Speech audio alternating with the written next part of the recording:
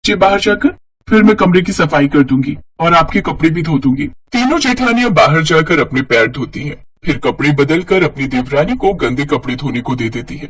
सुमन कमरे की सफाई करके फिर उनके कपड़े धोने लगती है। फिर ऐसे ही शाम हो जाती है। सुमन सबके लिए दाल चावल बना देती है। सुमन जल्दी खाना बनाओ, मुझे बहुत तेज भूख लग रही है और मुझे चावल नहीं खाने, मेरे लिए आलू की भुजिया बनाओ।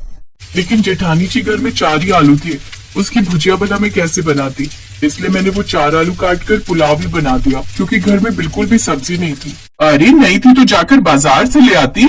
लेकिन दीदी बाहर तो बारिश हो रही थी ना, तो भला मैं कैसे जाती। हाँ, ये सब तो बस तेरे बहाने हैं बाजार नहीं जाने के। बस करो तुम तीनों, सारा दिन आराम करती हो। आखिर तुम तीनों भी तो सब्जी ला सकती थी, तुम भी तो बहू हो इस घर की। अपनी सास की बात सुनकर उन तीनों को बहुत बुरा लगता है। माँ जी, बहू है तो क्या, अब हम सूली पर लटक जाएं? और वैसे भी सुमन के आने से पहले हम तीनों ही काम कर रही थी, तो अब अगर इसे करना भी पड़ रहा है तो कौन सी आफत आ गई। आप सब लड़िए मत, और दीदी मैं कल बाजार से जाकर सब्जी ले आऊंगी, अभी आप पुलाव भी खा लीजिए। कुछ देर बाद बारिश का पानी खिड़की से अंदर आने लगता है। तीनों बहुएं आराम से बैठकर खाना खाती है, तो वही बेचारी सबसे छोटी बहू सुमन फिर से घर का पानी पोछे से पोंछकर बाहर फेंकती है। अपनी बहू की परेशानी देखकर उसकी सास उसे एक बोरी लाकर देती है। ले बहू, इस जूट की बोरी को तू इस खिड़की पर लगा दे, इससे बारिश का पानी अंदर नहीं आएगा। सुमन उस जूट की बोरी से खिड़की को अच्छे से ढक देती है, जिससे बारिश का पानी अंदर आना बंद हो जाता है। ऐसे कुछ दिन बीत जाते हैं, लेकिन बारिश थी कि दिन पर दिन बढ़ती ही जा रही थी और अब तो बारिश का पानी काफी जगह से घर के अंदर टपकने लगता है। अरे बाप रे, ये तो कितना ज्यादा पानी आ रहा है। आंचल, रितु, सीमा, तुम तीनों देख नहीं रहे कमरे में पानी आ रहा है, बर्तन लगा दो यहाँ पर। क्यों माँ जी, आपकी लाडली सुमन बहू कहाँ है? सब्जी लेने गई है, घर पर नहीं है। तुम लोगों से ये भी नहीं होता, अब जल्दी से बर्तन रखो यहाँ पर। हाँ हाँ रख रहे हैं माँ जी, चिल्लाइए मत, नहीं तो आपका बीपी बढ़ जाएगा। तीनों बहुएं टपकने वाली जगह के नीचे बर्तन रख देती हैं, लेकिन फिर बातों में लग जाती हैं, जिससे बर्तन भर जाता है और पानी कमरे में भरने लगता है। तभी वहाँ सुमन भीगी हुई पहुंचती है। अब फुर्सत मिल रही है महारानी को आने की, जानबूझकर बारिश में नहाने के मजे लेते हुए आ रही होगी ताकि घर पर काम न करना पड़े। देख नहीं रही सारे कमरे में पानी पानी हो गया है, अब जल्दी से पानी को साफ करो इससे पहले कि हमारा सामान खराब हो जाए। अरे लेकिन इसे कपड़े तो बदलने दो, बीमार हो जाएगी वो ऐसे गीले कपड़ों में। जब तक ये कपड़े बदल कर आएगी ना, तब तक और पानी भर जाएगा। सुमन उसे भीगी साड़ी में छींके मारते हुए पानी बाहर निकालने लगती है और उसकी तीनों जेठानी आराम से वहीं खड़ी रहती है। हे भगवान, थक गई हूँ मैं, ऊपर से ठंड भी लग रही है।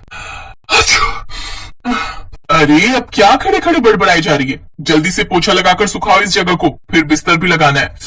हाँ, खड़े खड़े मेरी तो कमर दर्द करने लगी।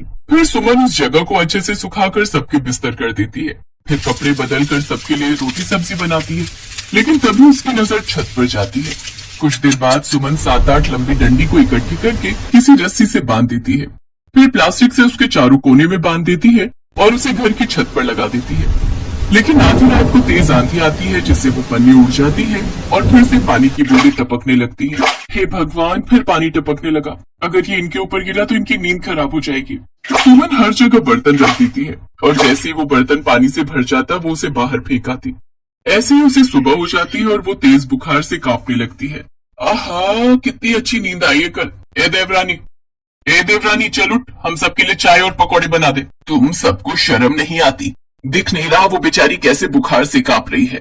कल रात तुम लोग चैन से सो पाओ, तुम्हारे चेहरे पर पानी की बूंद न पड़े, इसलिए वो बेचारी सारी रात 7-8 घंटे तक पतीला लेकर पानी को उसमें भरती रही और उसे उठाकर बाहर फेंकती रही। ये सुनकर उन तीनों को अपने किए पर बहुत पछतावा होता है।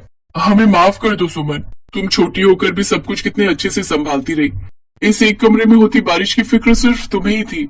हाँ, लेकिन अब तुम आराम करो, अब हम सब काम करेंगे, साथ ही इस कमरे में बारिश के पानी का ख्याल भी रखेंगे। अब वो उसका खूब ख्याल रखती। अब चारों बहुओं में बहुत प्यार था। कुछ समय बाद उनके पतियों ने पैसे भेज दिए, जिससे उन्होंने छत की मरम्मत करवा ली और अब बारिश उनका कुछ न बिगाड़ पाई।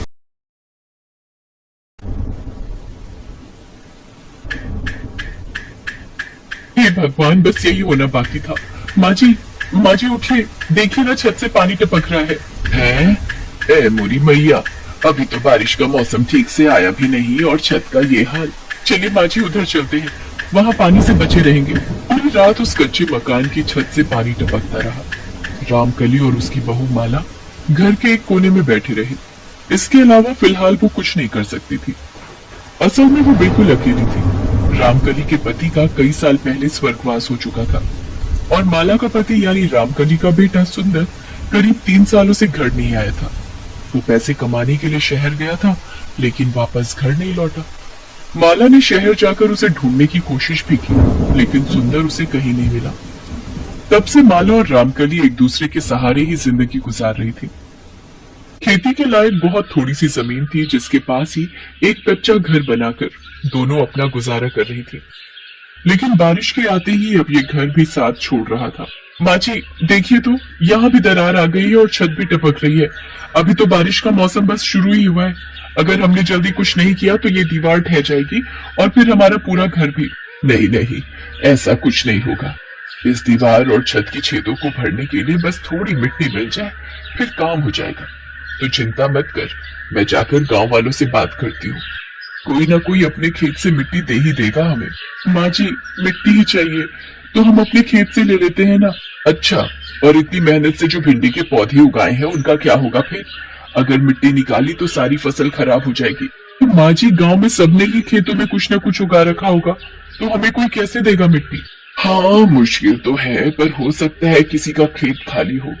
मैं जाकर देखती हूँ। तू जाकर खेत में पानी डाला। रामकली और माला किसी भी हालत में अपने खेत की फसल खराब नहीं होने दे सकती थी क्योंकि उनके पास राशन के नाम पर सिर्फ चावल ही थे जो उनके पिछली फसल से बचे हुए थे। रामकली पूरे गांव में घूमी और फिर सीधा गांव के मुखिया जी के पास गई। मुखिया जी एक मदद चाहिए थी। हाँ बोलो रामकली, क्या हुआ? मुखिया जी मेरी झोपड़ी की दीवार में दरार आ गई है। अगर दीवार गई तो पूरी झोपड़ी गिर जाएगी। दीवार फिर से बनाने के लिए बस थोड़ी सी मिट्टी चाहिए। छत भी टपक रही है तो अपने खेत से मिट्टी निकाल लेना, क्या दिक्कत है? मुखिया जी मैं ऐसा तो कर लेती पर मेरा खेत खाली नहीं है अभी। वो आपका खेत है ना पटरी के पास वाला, मैंने देखा आपने उसे खाली छोड़ा हुआ है। तो अगर उसमें से मैं ना ना ना ना ना, वहाँ की मिट्टी को हाथ भी मत लगाना।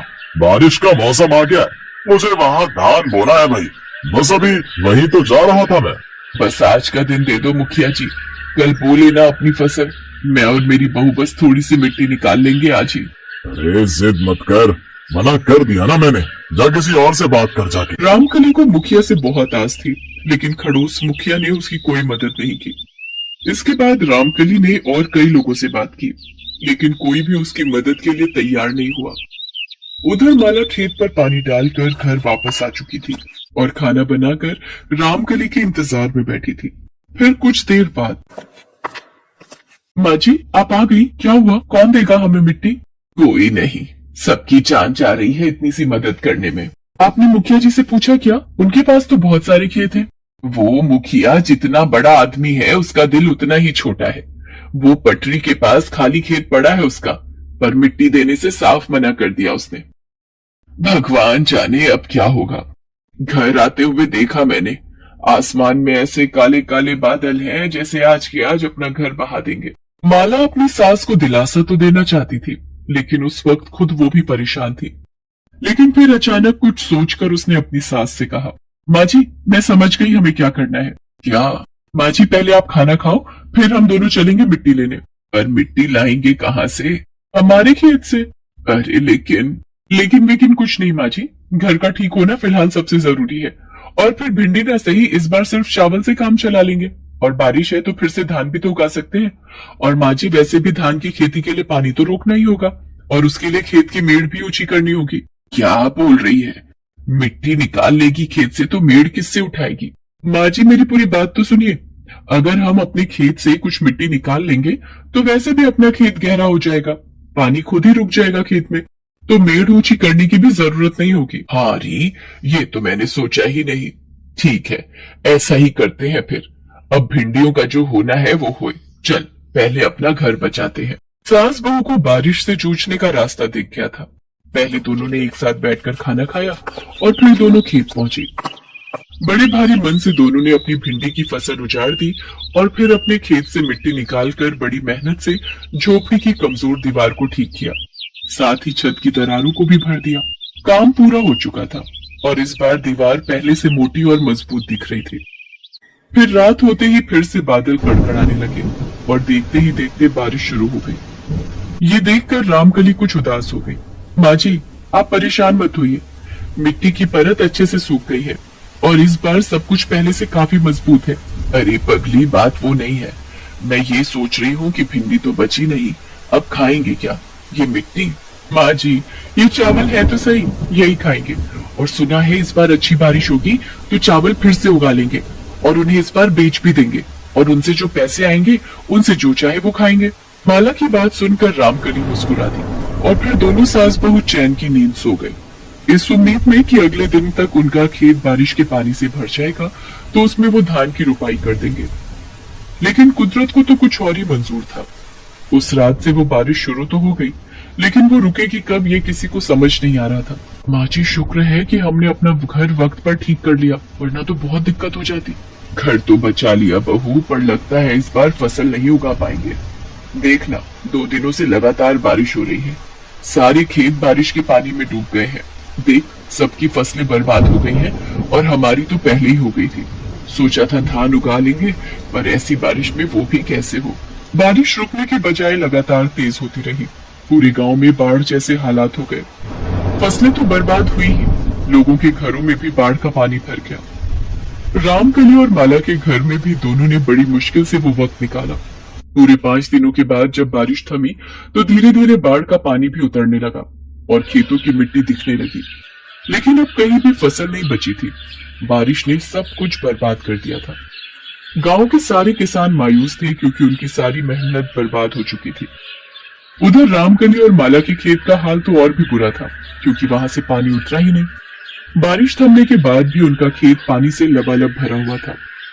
असल में घर बनाने के लिए मिट्टी निकालने की वजह से ये खेत एक छोटे से तालाब की शक्ल ले चुका था और ये देखकर रामकली ने अपना माथा पीट लिया।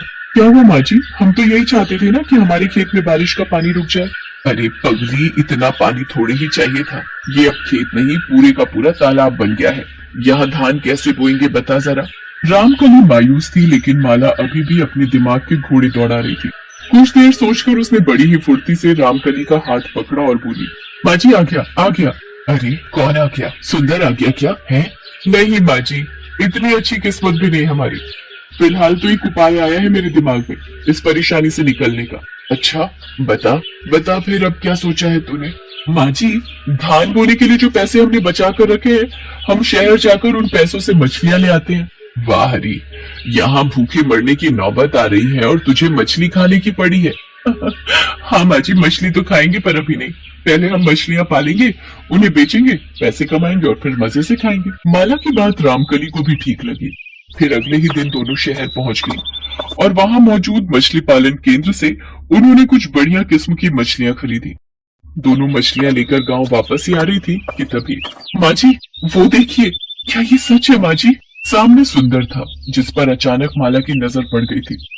दोनों फौरन सुंदर के पास गई। सुंदर बहुत ही बुरी हालत में था। असल में उसका एक भयंकर एक्सीडेंट हुआ था जिसमें उसकी याददाश्त खो चुकी थी और यही वजह थी कि वो वापस गांव नहीं पहुंच सका। माला और रामकली सुंदर को वापस पाकर बहुत खुश हुए और उसे अपने साथ साथ गांव वापस ले आए।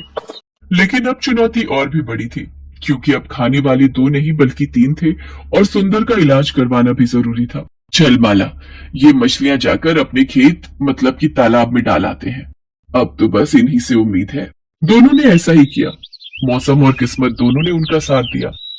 बारिश का मौसम जहां सारे गांव की फसलें बर्बाद कर रहा था, तो वहीं रामकली और माला के तालाब के लिए ये किसी वरदान से कम नहीं था। कुछ ही वक्त में तालाब में ढेर सारी मछलियां दिखने लगी, जिन्हें देखकर माला और रामकली बहुत खुश हुई।